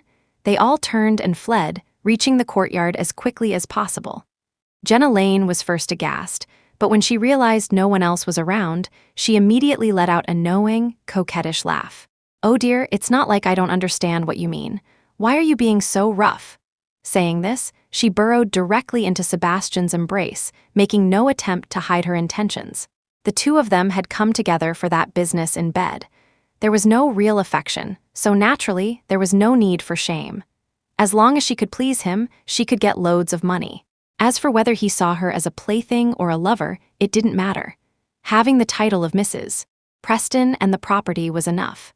Jenna Lane was still dreaming of marrying into wealth, but Sebastian's reaction was to push her away forcefully. Truly shameless, you are not worthy to wear her clothes, nor are you worthy to touch her things. His eyes burned with furious anger, as if he was utterly disgusted by her, not even wanting to touch her. Jenna Lane had thought she had victory in her grasp this time, that she was a shoe-in for the future Mrs. Preston. After arriving, she had planned to whisper in his ear, urging him to go through the divorce procedures. For this, she had even carefully groomed herself, changing into a loose nightgown, wearing only underwear underneath. How am I shameless? Haven't you always liked me this way? Her face turned pale, but she retorted defiantly, simultaneously trying to pick up the nightgown, but her wrist was grabbed. Sebastian questioned her with icy eyes. If you had even a shred of decency, you wouldn't have sent Clara those messages, much less secretly photographed us together. I warned you long ago not to flaunt yourself in front of her. Did you cause her to leave? He blamed everything on Jenna Lane, as if this could negate the harm he had caused Clara. Jenna Lane realized things were exposed. Her first reaction was to play dumb. What are you talking about? How could I send messages and photos to Clara? I try to avoid her at all costs. Did she find out something? Anyway, there was no proof for such things. She didn't believe Clara would be willing to maintain this marriage after discovering Sebastian's affair. You're still lying, Sebastian almost laughed out of anger. I was blind before, mistaking a fish eye for a pearl, but you're just a plaything. How dare you dream of becoming the real deal? In my heart, you're not even worth a speck of dust under her feet. He vented all his anger from being unable to find Clara onto Jenna Lane. Yes, it must be because she sent messages to Clara that his beloved left. Even if he was at fault, it was only a secondary responsibility. It was the first time Jenna Lane had seen Sebastian look at her with such horrifying eyes. She became even more determined not to admit it, crossing her arms to partially cover her body. She must have made up those messages herself and framed me. Saying this, she tried to go back upstairs to change into her original clothes, but Sebastian wouldn't let her go, pulling her back. Jenna Lane panicked. Sebastian, what are you doing? This time, Sebastian couldn't be bothered to waste words on her. He directly held up Clara's phone for her to see. The screen clearly displayed the explicit photos she had sent and the deliberately provocative messages. Jenna Lane hadn't expected Clara to show him the messages. She blurted out, "Shouldn't she have just asked you for a divorce directly?" As soon as these words were out, she immediately realized her slip of the tongue and tried to cover it up. I didn't mean to lie. I was just afraid you'd be angry. Please forgive me this once. If it weren't because I loved you so much, I wouldn't have taken the risk." "Ha!" Sebastian cut her off with a cold laugh. "Whether you love me too much or love the status of Mrs. Preston and the Preston family's money too much, you know best in your own heart." He regretted it immensely, to have driven Clara away for such a woman. Jenna Lane, her true intentions exposed, was still unwilling to give up everything she had invested. She tugged at his sleeve, her eyes red as she pleaded, "Time reveals a person's heart. Don't you know if I'm sincere? I'm with you because of you. Do you think Clara truly loves you? If a woman is truly sincere with you, she'll be jealous for you. But her, she never replied to me. I was also doing it for your own good. If it wasn't to help you see her clearly, why would I risk sending photos?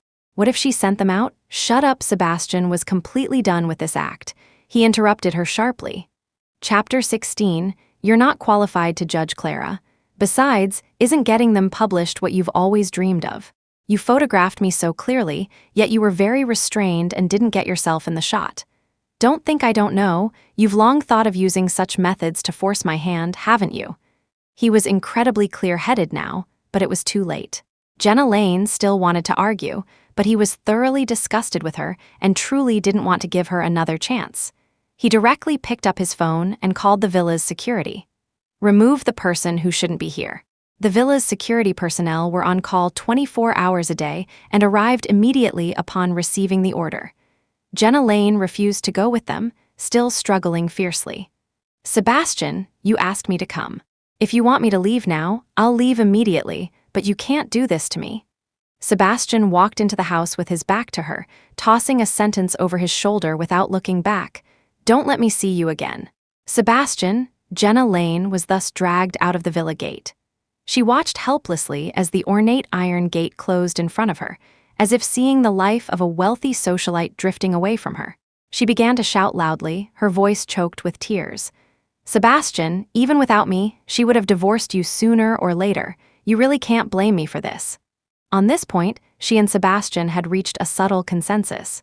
Neither was willing to take responsibility. Only when she heard the pointing and muttering of passers-by behind her did she realize, as if waking from a dream, what a state she was in. An older woman, Mrs. Gable, who lived nearby, spotted her. "What's wrong with this young girl? It's so cold, why did she run out naked? Young people these days play so wild, it's truly outrageous." Another neighbor chimed in. "Didn't you hear? She said it herself, she caused someone's divorce. It looks like she fought with the original wife and got kicked out. Tusk, the young girl looks decent enough. How could she do such a shameless thing? It's a good thing this is modern society, otherwise she'd be paraded through the streets like this." Another onlooker remarked, and others agreed, some using terms like trollop or broken shoe under their breath. Such a spectacle was truly rare. Passers-by discussed while taking out their phones to film, not caring if it would be blocked when uploaded to short video sites. Jenna Lane was still hoping to marry into wealth. She absolutely couldn't ruin her reputation outside. She covered her face and pleaded towards the inside of the gate. "Sebastian, Mr. Preston, I'll leave right away, but at least give me a piece of clothing." The security guard heard the commotion outside and went back to report to Sebastian. "Mr. Preston, Miss Lane is," he was cut off mid-sentence. Sebastian shot him a glare.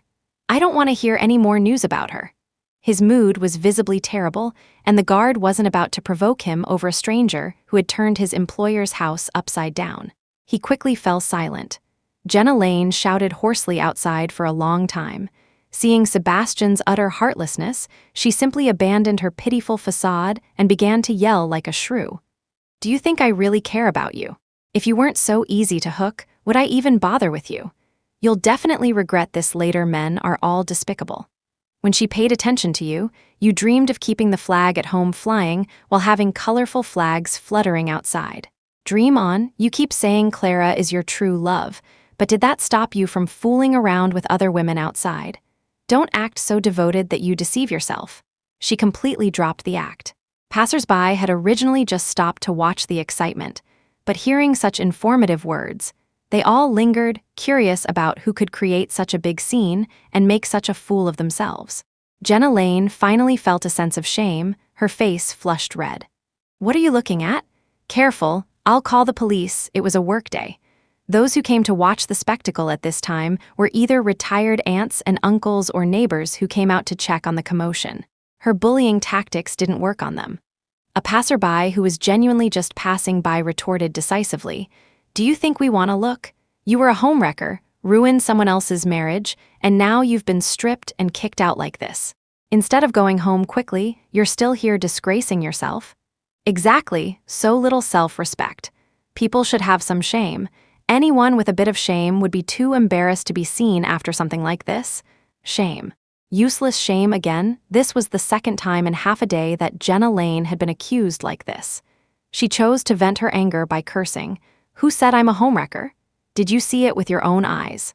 In a relationship, the one who isn't loved is the third party. The pedestrian arguing with her immediately laughed out loud. You still have the nerve to say that. If that man had you in his heart, would he let you wander the streets naked? The way you're dressed now is only suitable for the beach. Just a plaything, and she really thinks she's the main wife. The houses in this area are very expensive. Could it be that she failed to get money and ended up losing everything instead? These last few sentences were truly heart-piercing. The color completely drained from Jenna Lane's face, her expression a ghastly mix of green and white. She had lost her capital for arrogance and dejectedly tried to escape amidst the pointing fingers of the onlookers. Chapter 17. Mrs. Gable, who had recently divorced her unfaithful husband, felt a transferred sense of hatred. She stepped forward, blocked Jenna Lane's path, and berated her. You're so young, what couldn't you do? Why did you have to be a homewrecker and destroy someone else's family? Pa, Jezebel, Jenna Lane, seeing this stranger also cursing her, retorted defiantly. Ma'am, with your looks, you probably couldn't even be a Jezebel if you wanted to. Calling me a Jezebel, could it be because you couldn't keep your man's heart and got dumped? Pa, that's still better than you, barely clothed and kicked out of the house. Mrs. Gable was so angry she reached out to grab her. The scene instantly became chaotic. Mrs. Gable lived nearby and quickly gathered a group of her elderly friends to curse Jenna Lane as a shameless Jezebel. Other onlookers, seeing this, also called their friends to come and watch, and soon a large crowd gathered. The commotion was so loud it could be heard inside the villa, but Sebastian Preston remained oblivious, completely immersed in his own world, unwilling to come out. No matter how much Jenna Lane could rant and rave, she couldn't out-curse so many people. She cried in anger, trying to cover her face and escape from the crowd, and was almost taken advantage of by a lecherous man who tried to grope her in the chaos. Get lost, don't touch me. Seeing Sebastian's heartless turn, she knew she couldn't count on him and habitually turned her gaze to the other men present. Someone used to being a clinging vine would never think of standing up on their own. Jenna Lane decided that all the women watching were jealous of her and pinned her hopes on those few leering men. She dabbed her tears slightly, put on a tear-streaked, pitiful look, and shouted, "Whoever is willing to help me, I'll sleep with him, I promise." There were already a few men in the crowd with ill intentions. Now, leering, they were about to take off their jackets and go over to help, but they were pulled back by their companions as soon as they took a step. You can stop and watch the fun, but do you really dare to take such a loose woman? She's so young, and she can use this as a bargaining chip. It must be because she doesn't care. She's just a trollop. That's right, maybe she was kicked out by the man she was with because she contracted some dirty disease. Could she be out to retaliate against society? We should call the police immediately. As soon as these words were spoken, everyone, whether watching the fun or wanting to take advantage, scattered far away.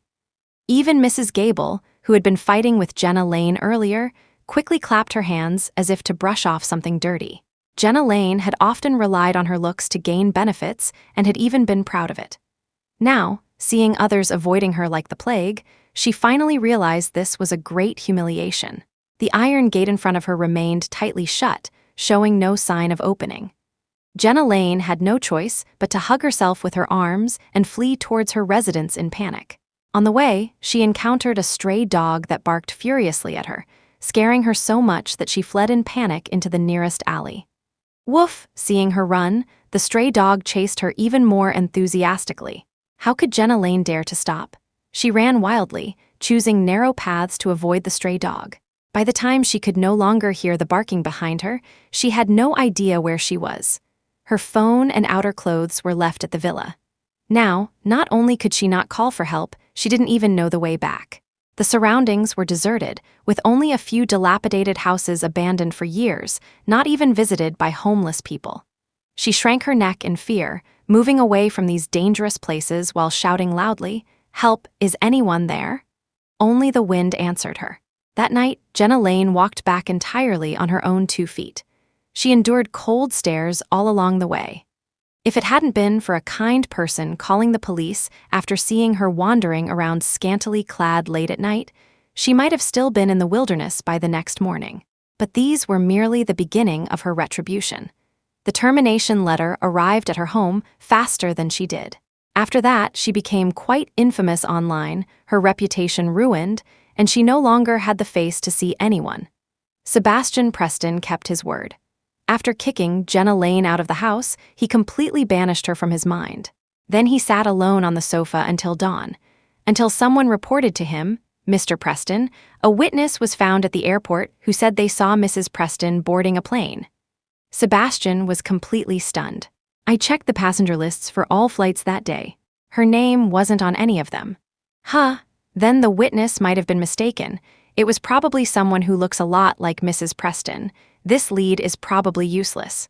I'll go think of other ways. Wait, come back, Sebastian said. Not a single lead can be missed. Which flight did the witness see Clara board? It should be one heading to Norway. Book me a flight to Norway immediately, Sebastian recovered instantly. Then, without even bothering to change his clothes, he directly found his documents and went out. Chapter 18, he was burning with anxiety. But visas and plane tickets weren't things that could be arranged instantly.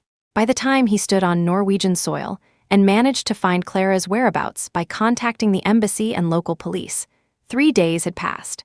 Sebastian Preston knocked on the apartment door, calling Clara as he tried to barge in, only to be stopped by the landlady, Lisa Johansson, who was tidying the room. She asked warily, "Who are you?" "I'm looking for Clara Archer," he said then, realizing she might be using an English name here. He quickly explained, "She's my wife. We had some misunderstandings, so I want to find her and clear things up." Lisa immediately waved her hand. "There's no one here by that name. Her name is Clara Archer, her first name is Clara." Lisa still said, "My tenant's name is Nova Archer, not the person you're talking about. You've got the wrong person." "Nova?" Sebastian was lost in confusion. "Are you sure you didn't misremember?" Lisa looked a little unhappy. "If you don't believe me, then forget it." Saying this, she was about to close the door. Sebastian, unwilling to let go of the lead, pulled out some cash and pressed, "Consider this a tip from me on her behalf. Can you tell me when exactly she moved in, and if she contacted anyone during that time?" Lisa accepted the tip, but still had nothing to tell him. Nothing. Sebastian had been experiencing such drastic ups and downs recently. His voice was laced with despair. He waited dejectedly for a long time until he confirmed that Clara had vanished as if into thin air, leaving not a single clue. Only then did he return to his country, utterly crestfallen. From that day on, he never went to the company again, instead locking himself up at home. His assistant, David Carter, called Sebastian to report on work. He interrupted indifferently, "Any news of Clara?" No, the missing person notices have been posted, but there's no news yet." All these things were done according to Sebastian's instructions. He was hanging on by this thread. Learning there was nothing, he neither got angry nor gave further instructions, but was unnervingly calm. "Okay, I understand." The call ended. David Carter broke out in a cold sweat in broad daylight. He quickly realized something was abnormal. In the following days, he called regularly to report the situation. As time went by, Sebastian's responses became increasingly brief. At first, it was complete phrases like "got it," "continue," but later it became just a grunt, "MMM." Alarm bells rang in David's mind. Fearing Sebastian had suffered a breakdown and was planning to shut himself in the villa until he died, he quickly contacted Sebastian's parents, Arthur Preston SR, and Alina Preston, to check on the situation. Arthur and Alina rushed over immediately upon learning their son was in trouble. The servants in the villa were still working according to the rules and procedures Clara had established before she left.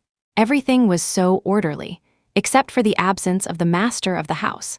Alina Preston, extremely worried, stopped a servant who was cleaning and asked, "Where's my son? Why isn't he coming out?" Previously, when Sebastian knew they were coming, he would personally come out to greet them. But today, he didn't even intend to show himself. As for the calls they had made to him earlier, he hadn't answered at all. The servant pointed upstairs, her face looking quite grim. Mr. Preston has been locked in his bedroom and doesn't allow us to disturb him. Eleanor grew even more worried. So he hasn't come out at all? No. What about eating? Didn't you send food up? He refuses to eat or drink. There's nothing we can do. Anyone who goes up to knock on the door gets scolded. Arthur and Eleanor looked at each other, realizing that things were truly bad this time. Sebastian had been living in seclusion recently. The bedroom door wasn't locked from the inside. After knocking for a long time without a response, they simply pushed the door open and were stunned by the scene before them. The bedroom floor was covered with scattered sheets of paper, almost leaving no room to step. But Sebastian sat on the floor, his head bowed, still writing and drawing in a notebook. Despite the sun-drenched room, he looked rather gloomy and somber. Arthur Preston, SR, bent down, picked up a few sheets of paper, and then found that they were all filled with the same words. Clara, I was wrong. Eleanor Preston instantly felt a chill run down her spine. She went to Sebastian's side, saw his bloodshot eyes and the trembling hand holding the pen, yet he was still repeatedly writing that sentence. Tears streamed down her face. What are you doing? Arthur SR snatched the pen and paper away. What's the use of writing these? We know everything. You. How could you do such a thing? He had always thought his son and Clara were in perfect harmony, never expecting they would reach the point of a broken relationship. Sebastian looked at his disappointed father, covered his face with his hands, and said, It's all my fault. I wronged Clara. I couldn't resist a moment's temptation and betrayed her. I will definitely finish writing these, and then let her know my remorse. Chapter 19, the papers on the floor were of the same material as the stationery Clara had left for him. He had moved her unused notebooks from the study to the bedroom and had been writing day and night for several days. Time lost all meaning at this moment. Eleanor Preston wept. Clara doesn't even want to see you. Even if you fill a room with apology letters, what's the use? You should say these words to her in person. Sebastian thought about it seriously and admitted his mother had a point. But he was already stuck in his own obsessive loop and couldn't get out. He raised his bloodshot eyes and insisted, She will know. As long as I finish writing all these, she will forgive me. Right, I have to be sincere. His voice was hoarse, but his tone was unusually fervent, his gaze unnervingly bright. Halfway through his sentence, he suddenly stood up, snatched the notebook back, and continued to write in it with his trembling hand, muttering to himself as he wrote. Clara, I was wrong. You will forgive me, right? As long as I fill all these notebooks, you will come back and forgive me. I'm sorry. Sebastian tirelessly repeated these words. Eleanor, looking at her son who seemed to have gone mad, pleaded helplessly. I'm begging you, Mom's begging you, stop writing these things without eating or drinking. If this goes on, you'll die. No matter how much she pleaded, Sebastian remained unmoved. She wanted to snatch the notebook, but she wasn't strong enough. Finally, Arthur Preston SR, unable to watch any longer, came up with an idea. Don't you want to apologize to Clara? Then you have to let her know your attitude. How about this? There's a popular missing persons show recently. Go sign up and apologize to her personally in front of the camera and the audience. That show was very popular recently, and Sebastian had the aura of a young talent. There would be no shortage of attention. Perhaps Clara would indeed see his repentance from somewhere in the world. Sebastian immediately signed up himself and, by offering additional investment, secured a guest spot on the latest episode of the show. The production team, sensing the gossip potential in his marital crisis, wasted no time in increasing their promotional efforts, ultimately making the episode a hit before it even aired. Sebastian made no effort to hide his feelings, but for the sake of the show, he showered, shaved, and tidied himself up. Before leaving, he specifically put on the first tie Clara had bought for him after their marriage. At that time, their love was strong, and they would give each other a good morning kiss in an embrace before leaving for the day. But as time passed, such a beautiful past was ultimately destroyed by him. The audience seats in the studio were packed, all drawn by this major gossip event. The host, Miss Davies, noticed Sebastian's haggardness at a glance. In the initial questions, she tried to subtly probe the reasons for his marital breakdown, but unexpectedly, he was very direct and admitted the whole story from the beginning. I came here today actually to say sorry to my wife, Clara Archer. I broke my promise. When we were together, I said many sweet things to her, thinking we would grow old together, loving each other as we did at first, but I didn't expect I would be unable to resist temptation and make a mistake. Regarding our marital problems, the fault lies entirely with me. I was the one who cheated first, which is why she left. Today, I am sitting here just hoping she will give me a chance to seek her forgiveness." Sebastian spoke with genuine emotion, clearly expressing his apology to Clara, his voice nearly breaking with sobs by the end. This video, with the help of the production team's promotion, quickly spread across the internet and sparked discussions on major forums. Some netizens even traced Clara's previous paintings and the identity of the third party, Jenna Lane. But among so many different voices, there was no news related to Clara.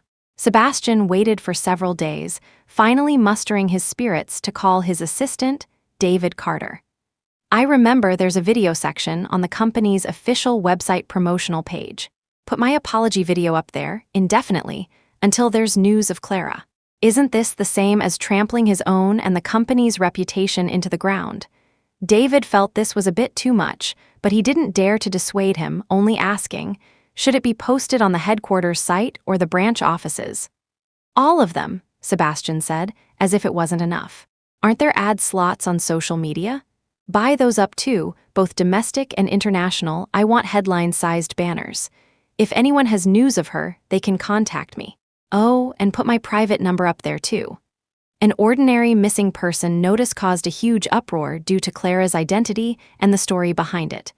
Sebastian thought that by doing this, Clara, even if she saw his haggard appearance on the show, would choose to call him for a proper talk. But she never contacted him, even though he kept his phone on 24 hours a day and turned the call notification volume to maximum. Several days later, the first call from an unknown contact came. The first sentence was, "Is the large reward for clues in the missing person notice real?" "Of course. All right, then give me 100,000 and I'll tell you where I saw her yesterday." "You saw her yesterday?" "Yeah, transfer the money quickly." Sebastian transferred the money without a second thought. Chapter 20, his sanity had long been crushed by boundless despair. Only after the person vaguely gave a domestic address did he hang up with a bitter smile. Unsurprisingly, this person was lying to him, but he didn't pursue it because he had no energy left. After that day, similar calls never stopped. Everyone claimed to have seen Clara in some place or another, then demanded varying amounts of money from Sebastian. He knew many of them were liars, but he still transferred money to them, just to grasp at the faintest glimmer of hope. The so-called rewards ultimately vanished like stones into the sea without causing even a ripple. But Sebastian didn't care at all. He was hanging on by this sliver of hope. Even if someone called saying they wanted to meet in person, he would still go to the appointment. Some women also sought him out under these circumstances, but they were all seductively dressed, with ulterior motives, bluntly telling him, "Mr. Preston, I have many girlfriends. If you're lonely, we can all keep you company." These were escorts, Chiron and GHI letter 1EC7P professional in the sex trade. Sebastian gave them short shrift with a single word: "Get lost." Consequently, eventually, even the liars stopped calling him. His phone would lie silently for a whole day, even quieter than he was. A month passed like this, and he finally collapsed at home. That afternoon, the servants, noticing Sebastian hadn't left his bedroom all day and hadn't even made a sound telling them not to bother him when they knocked, cautiously pushed the door open to take a look. They found him unconscious on the carpet, his condition critical, barely breathing. Only then did they call an ambulance and rush him to the hospital. Arthur Preston, SR, and Alina Preston had aged many years in less than a month. They stood guard outside the emergency room, looking as if they might faint at any moment. To make matters worse, the doctor brought them bad news. The patient fainted due to dehydration and malnutrition. It's not life-threatening for now, but this is a sickness of the heart, and it's already very serious. If he doesn't receive treatment soon, he may have suicidal tendencies. Upon hearing this, Alina Preston fainted on the spot. Arthur Preston, SR, also felt like fainting, but his wife and son were still waiting for him to take care of them. He could only force himself to stay strong, sign the papers, and pay the fees. Once their conditions stabilized, he recorded a new video in Sebastian's hospital room. In the video, He was white-haired and tear-streaked, only begging Clara, for the sake of their past affection, to come back and save Sebastian's life. Far across the ocean, Nova Archer knew nothing of this. She had left with the firm determination to sever all ties with the past, which included no longer seeking any information about Sebastian Preston or that company. In a forest in Norway, there was a small wooden cabin. During the harsh winter, most of the town's residents stayed home, enjoying the snow and resting. She, following local customs, made the same choice. Nova set up her easel by the window, painting the snow-covered winter scene while occasionally sipping her freshly ground hot coffee. A recently adopted kitten lay at her feet. The kitten was very affectionate and loved to be coddled, meowing as it jumped onto her lap, wanting to be petted. Just then, someone knocked on the door. Nova had no choice but to pick up the kitten and open the door. The visitor was her landlady, Lisa Johansson. She immediately stepped aside to let Lisa in. The little one insisted on being cuddled, so I had to bring him along. "It's all right, look how cute it is." Lisa showed Nova the bag she was carrying, explaining, "I baked some cookies at home and wanted to share some with you." "Thank you," Nova said, pouring Lisa a cup of coffee as well. The town had a simple and honest atmosphere, and winter life was rather dull. People often had nothing to do, so visiting neighbors was a common occurrence. Only a month had passed, but she and Lisa had already become good friends. During their conversation, Lisa told her something. "Nova, I saw a video on a social networking site. It was a man's apology video, and he also posted a missing person notice with a photo that looks a lot like you and his contact information. I was curious if you'd seen it." Actually, the person in the photo looked more and more like Nova, but Lisa remembered Nova's habit of rarely looking at social networking sites since she came here. Worried that there might be some hidden reasons, she asked in a more tactful way. Nova smiled faintly. "Is that so? That's quite a coincidence, but my appearance is actually very common where I come from, so it's not surprising to have a look-alike." This was a denial. Lisa looked at Nova's standard Eastern beauty face. How could she not understand her meaning? She just saw through it without exposing it, so she changed the subject. "Actually, it's not just that man. His parents also posted a video, saying he seems to be living a very miserable life, almost dying." Chapter 21, it had to be said, Sebastian Preston's performance in the video was quite compelling. Even foreigners who didn't understand the language could feel his despair through his expressions and the subtitles. "He won't," Nova said, cradling the kitten, her eyelashes lowered. "Everyone is an independent individual. No one has to live by depending on someone else. If he really chooses to give up on himself because of this, then there's nothing that can be done. One cannot sacrifice others to fulfill him." Her mind was made up. Even if Sebastian himself stood before her, crying his eyes out, she would never turn back. Lisa also smiled. "That's good. You can rest assured living here. There's been a heavy blizzard in the forest recently, and the roads to nearby cities are temporarily blocked. Even if someone mistakes you for the same person, they won't have a chance to contact them and cause a misunderstanding." A warmth spread through Nova's heart. She tasted a freshly baked cookie, her eyes welling up. "Thank you. The cookies are delicious, really." Time flowed like water, and soon it was Christmas Eve. This was a big day for the town's residents. Many young people working elsewhere would make a special trip back to reunite with their families. Nova lived alone in the wooden cabin. She went nearby to buy some flowers, then hung up the painting she had recently completed on the wall, considering these her preparations for the festival. Lisa, however, was very thoughtful and made a special trip to invite her. "By the way, Nova, my brother George is coming home tonight. It's too quiet with just the two of us siblings. Would you like to celebrate with us?" Since no one else would be there, Nova couldn't think of a reason to refuse. She carefully selected some flowers, then brought her kitten and a pot of hot coffee to Lisa's house as a guest. Lisa usually lived alone, and was very happy to have a female companion of similar age. Looking at the decorations scattered on the floor, she said embarrassedly, "My brother bought all these. He was supposed to put them up, but now it looks like we'll have to do it ourselves." The Christmas tree was almost 2 meters tall and looked particularly beautiful next to the fireplace, but putting the star on top was also hard work. Nova, however, said nonchalantly, "It's okay, just give me a chair or a stool. I can reach." She was a bit taller than Lisa. Standing on the stacked chair and stool, she could reach the top of the Christmas tree by tiptoeing. The two of them coordinated, and soon the Christmas tree was newly decorated, looking very festive. Lisa couldn't help but complain, "I really don't know what George is doing. First, he forgot to buy the string lights, and now he's been out for so long and still hasn't brought them back. He'd better not tell me he got lost."